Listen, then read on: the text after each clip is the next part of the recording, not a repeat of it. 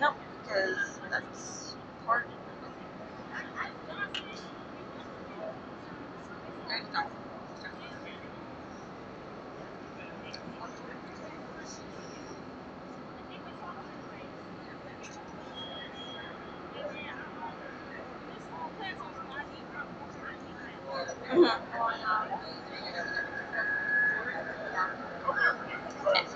And yeah, so it's the glazing, and then kind of talking about the dessert that we did, and then like kind of samples of like what was inside of the Olympic dessert. So.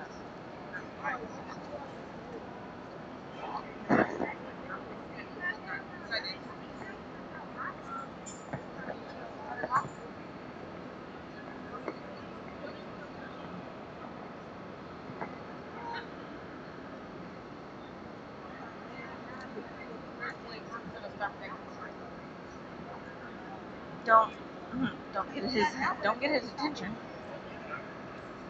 I don't. Some,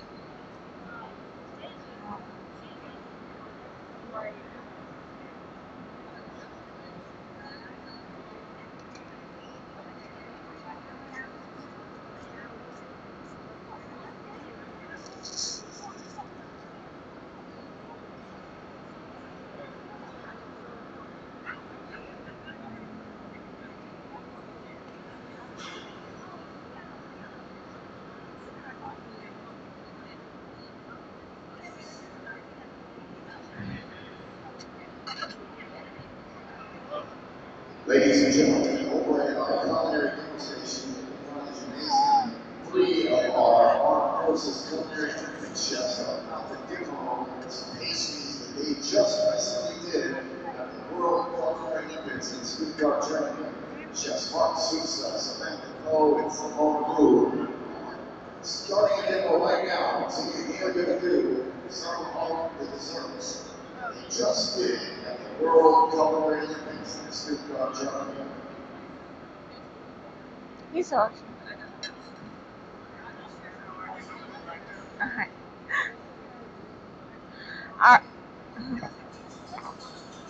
Alright. Good morning. My name's Staff Sergeant Samantha Poe. As our lovely MC just said. So what I'm going to be demoing today is a portion of the dessert that we just did in Stuttgart, Germany for the Olympics. But mainly I'm going to be demoing the part of glazing the dessert, as well as just glazing cakes and how that process, works. So first, what I'm going to be doing is making the glaze. So the glaze I'm going to be making today is just a standard shiny mirror glaze. And then from there you can flavor it, you can color it, you can do all kinds of things with it. It has a lot of multi-purpose uses. So the recipe that I use that is really good, very simple. We have water, sugar, sweetened condensed milk,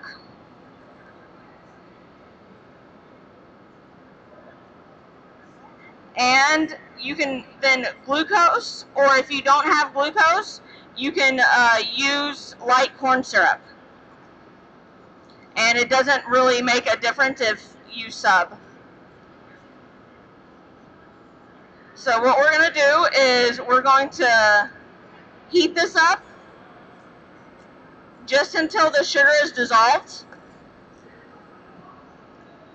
And from there we will add gelatin and pour it over white chocolate. Now, as far as gelatin, you can use powdered gelatin, but I prefer to use what's called gelatin sheets. Now, gelatin sheets are a little bit different. They're a lot cleaner, a lot more pure, so they don't leave, sometimes gelatin, certain types of powdered gelatin can leave like an aftertaste or a residue, even when you bloom it, so that's why I prefer to use gelatin sheets. Gelatin sheets, what you have to do is reconstitute them because they are hard and stiff, almost kind of like plastic. So what you have to do is you have to reconstitute them in ice water to make sure that you don't melt them. So you just stick them down in some ice water, and that'll take just a few minutes. Now, if you don't have gelatin sheets, like I said, you can use powdered gelatin, or if the recipe that you find has powdered gelatin, you can sub gelatin sheets. And like what's great about gelatin sheets is like the conversions for them, always right there on the box. The only thing you have to pay attention to is there's different strengths of gelatin sheets, and they're listed with like silver or bronze, silver, gold, platinum, and so there's different strengths to everything. I prefer to use silver when I'm making or baking products, you know, for that you're actually eating, not like display stuff. I found that is kind of like the best happy medium as far as using gelatin sheets. Now, once this is ready and comes up to a boil, we'll add our gelatin. And what you want to make sure, anytime you're working with white chocolate, you don't want your liquid or anything that you're using to be too hot, because unlike regular or dark chocolate, white chocolate can seize up really, really easy if it gets too hot. So that's why I'm not going to be taking this up to a full boil, and I'm just going to be taking it just until the sugar dissolves and it's warm enough to melt the gelatin. So while we're waiting on that, I'll get started the other part of our dessert that I kind of wanted to highlight today. So in Stuttgart, the theme that was given to all the teams by the judges was roots. And from there, it was on you to kind of interpret from there, you know, how you wanted to incorporate that theme. Most obvious would be, root vegetables. And that's one of the ways that our team incorporated that theme. And one of the things I wanted to do with the dessert is highlight root vegetables in the dessert. And the easiest and most common root vegetable to highlight in a dessert is carrot, for a carrot cake. And we felt as a team that we wanted to do something a bit different, rather than just carrots. So I chose beets to highlight in my dessert. So what I just put in here was a beet puree, and then a strawberry sauce that I made using the beet juice that I got off of the beet puree. And what I'm going to be using this for is to make a gelée. So one of the ways that we used beets in our dessert was a gelée, but I also used it for a flourless chocolate cake as well. And to demonstrate to like the judges, and also to make sure I wasn't wasting any part of the beets, I did several different things with them.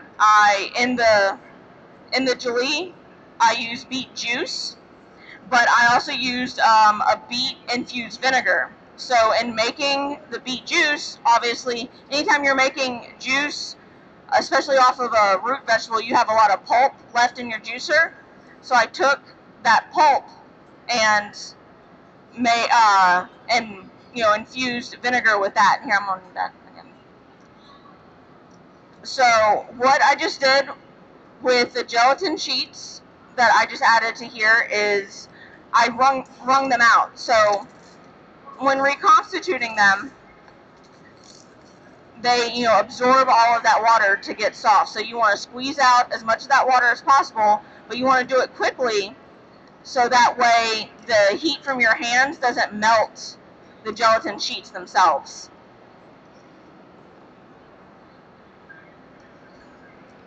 So just going to stir this in.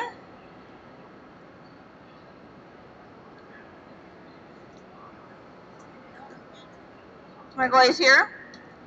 So you can use a blender, you can use things like that. I prefer to use an immersion blender for any glaze, any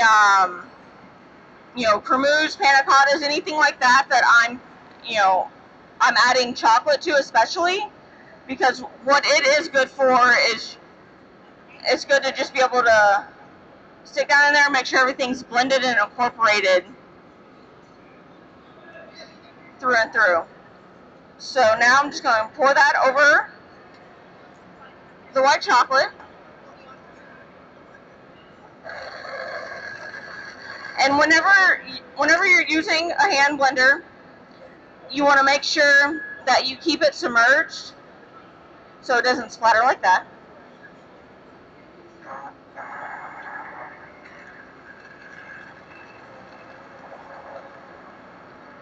And just get all the white chocolate incorporated.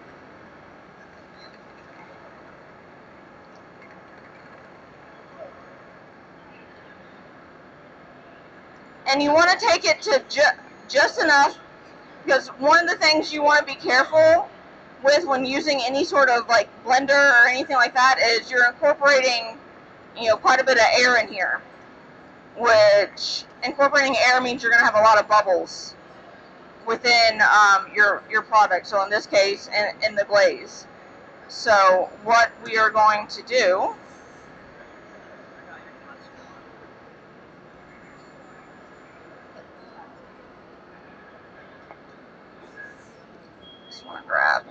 I'm just gonna put this like that for now, because I'm going to use that to incorporate the colors. So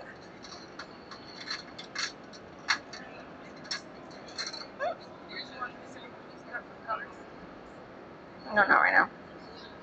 So what I'm gonna do is, one of the ways to make sure to catch any of the chocolate that didn't get mixed in by the immersion blender, and to remove some of the bubbles, what you need to do when making a glaze is strain it. And that will help get out any, like I said, any chunks of the chocolate, if any gelatin didn't get incorporated, and to catch some of those bubbles. Here, hang on. Just catch this. All right. And right now, what we're going to do is, I like using, you can use any sort of thermometer, but I like to use, infrared thermometers because it doesn't make a mess. So right now we are at 110 degrees Fahrenheit and 42 degrees Celsius. So I, just as a baker, I prefer to work in metric system because it's a lot more accurate. So so I'll say Celsius, but I'll give everybody the Fahrenheit temperatures as well. Alright, so what we have over here, while that is cooling down, because the ideal glazing temperature is between 32 and 34 degrees Celsius. So that's got some cooling down to do. And so right now what we're going to do is, as you can see, I'm wringing out, we'll get the glaze on ice too. I'm wringing out all that water out of the gelatin sheets, and so there's not a whole lot of liquid left, and you can see now they're almost like little jellies. So we're going to add this into our hot liquid here.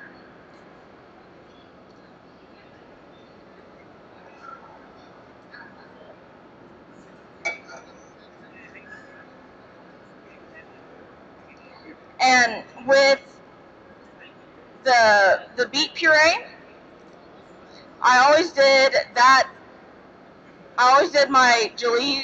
like to do my jellies in two separate stages whenever I'm using a fruit puree, just to make sure that I don't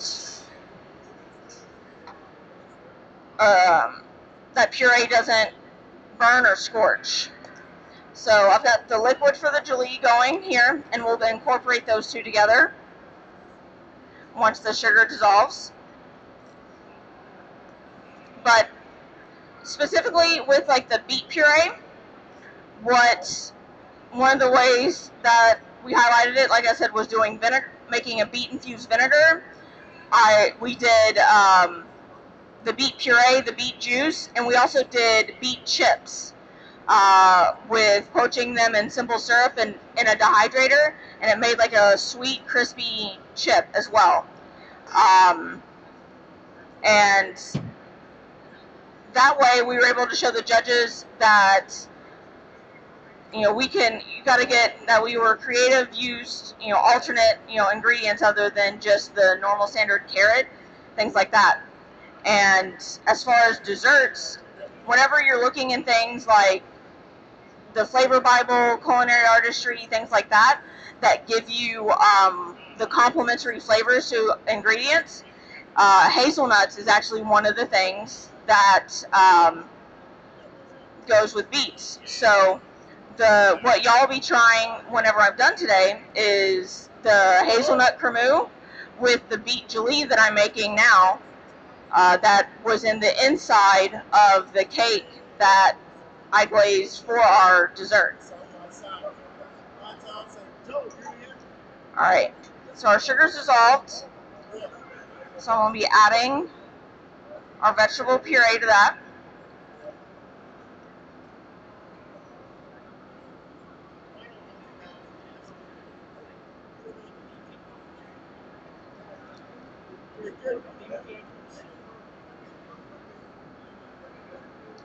And that will let this kind of come up to temp. And the great thing about a gelée is you can have it on the inside of a cake, you can have it as an accent on a plate. It just really is whatever you want to do with it. It's a great way to incorporate any ingredient, any flavor you really want into an item. And from there, all you do is really adjust the gelatin based on whether it's going in something or you're going to have it as a garnish on a plate like a pipeable gelée, or you could even have it as, I've even done it as a glaze before as well.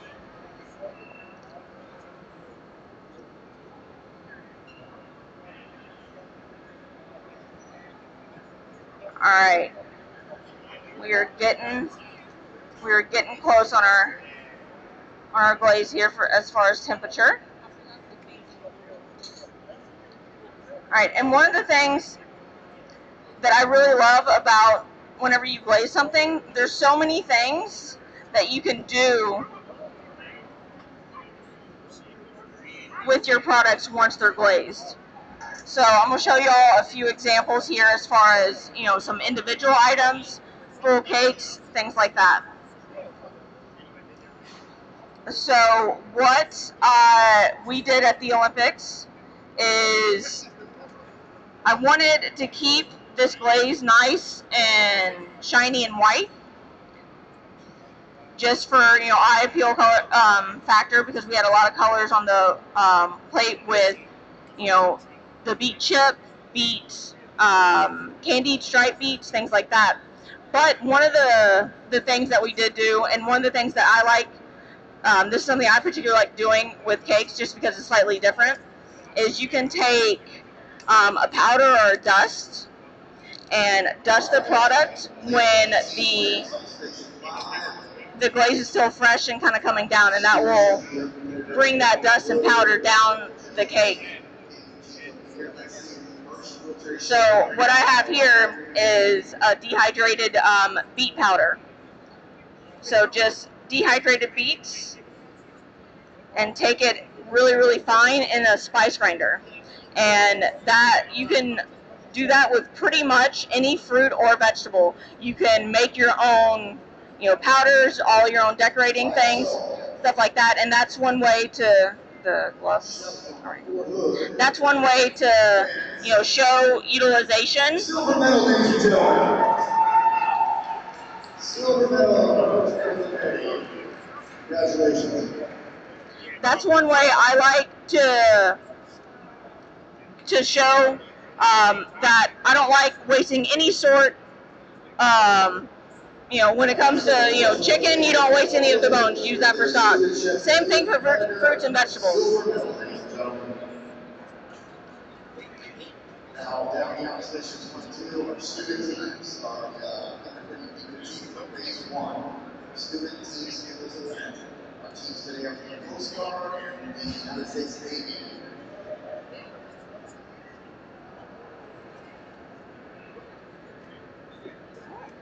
And ladies and gentlemen, for those of you who are just joining us, welcome to the 45th annual Joint Culinary Training Exercise. Oh, With almost 200 competitors from 19 yeah, no, I'm just letting because they can't hear him talking. So I was trying to let him finish so y'all could hear. So one of the things I like to do, like I was saying, one of the things I like to do to show no waste and all utilization with all products is making my own like decorating powders. You can take all the scraps from whatever vegetable or fruit you're using, like any sort of peelings, any sort of tops, any sort of ends, dehydrate them, and put them through a spice grinder, and make all your own decorating powders. Or that's a great way to also infuse flavor into an item that can't take a lot of moisture. And to the left, in the gymnasium, we have 10 kitchens set up. All right. Individual team events will take place all week long. So, Julie came up to a boil. So from there, you would just put it over an ice bath to get it cooled down, because you wouldn't want to add it to any sort of mousse or any sort of other product while it's still really hot. So you put it over in an ice bath and just keep an eye on it so that way it doesn't set up. Keep it, stir it pretty regularly.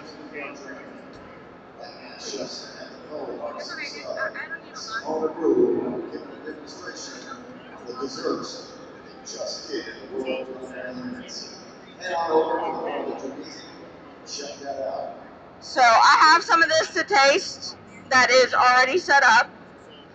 So we'll get that for y'all here when we're done. And then we'll get this in the fridge for right now. Alright? So like I was saying with like the glaze, one of the really fun things that you can do is that it's so versatile. So I'm going to show y'all some of the things that I like to do. So as far as doing like individual items, individual cakes, you want to make sure you have a nice clean sheet tray underneath your rack, because the glaze that is left over obviously will go into the pan. And what you want to do, what you want to do is make sure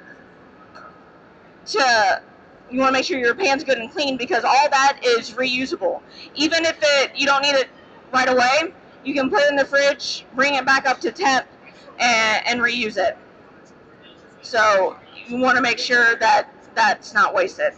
So you would, for individual products, it's a little simpler to do. Like I said, our ideal temperature here that we are at is 33. So for a product for like a plate of dessert, I would just do 1 coat of glaze. If it's something that's a cake or something like that you want a little bit thicker, you can do 2 coats. You just got to make sure to let that first coat set up prior to doing a second one. And so while that is still kind of streaming down, what you can do is just do like a light, dusting. Because what I have here is some pistachio cakes or pistachio mousse, and do the dusting. One of the things that you can do is you can leave that as is, or you can do kind of like a second coat to kind of seal that dusting in as well. And that can kind of make some of those colors that you have from decorating powders more of a pastel color, which can be more eye appealing if you do a second coat prior to it setting up.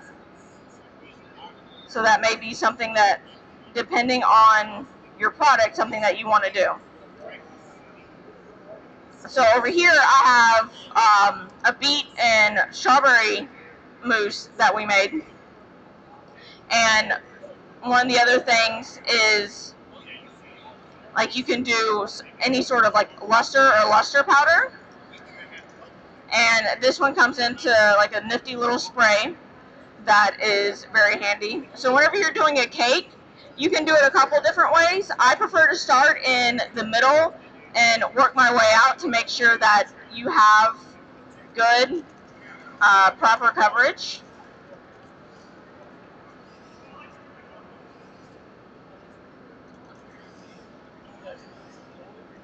And when dealing with anything that has a flat top that's not rounded, while it's still good and hot and fresh, you want to just make sure to get any excess off the top.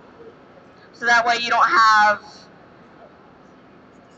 this crazy thick glaze on top. And the reason you want to do it while it's still warm and work fast is so that way you don't, because keep in mind it has quite a bit of, glaze has quite a bit of gelatin in it. You don't want that to like seize up, and all it's going to do is make streak marks in your cake. Oh yeah, spray.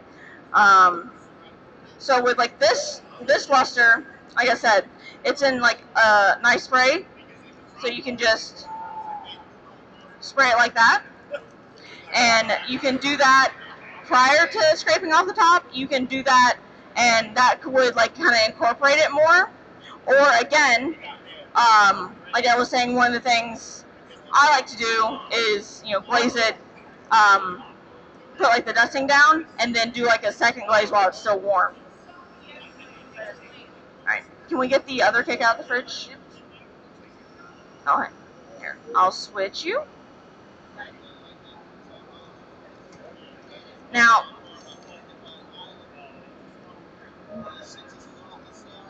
this we didn't do at the Olympics, but I wanted to demo here because one of the big things with entremets, which is like the layered cakes with like mousse and gelees, one of the big trends with entremets right now is doing lots of like colors and like spider web, kind of techniques.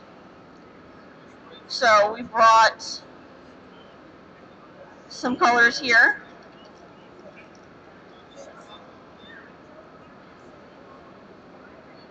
For y'all to see. So with this, you can use powder, or you can use gel coloring or liquid food coloring. Either one. It just kind of depends on what you want your end result to be. So what I'm using here is a liquid food coloring, but it is a metallic, like sheen food coloring. I prefer to use, like when using food colorings for glazes, I like to use ones that are like metallics or sheens, just because with a mirror glaze, the whole point is like that shiny, bright color. So you want to kind of keep that intact. And using a metallic or sheen food coloring will aid in that. So here, just have a vanilla bean like mousse cake, and what we're gonna do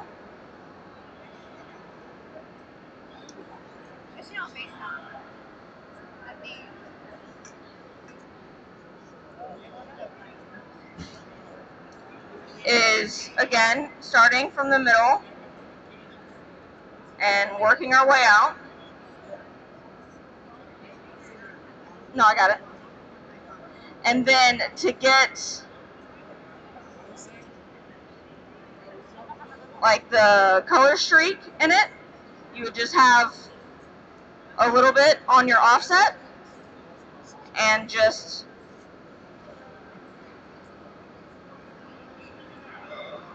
as you do that.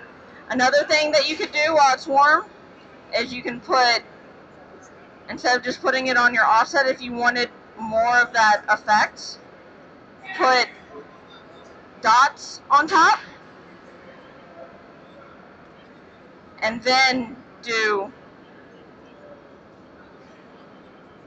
the glaze. And that will get that color, and it can just, run down the side of the cake.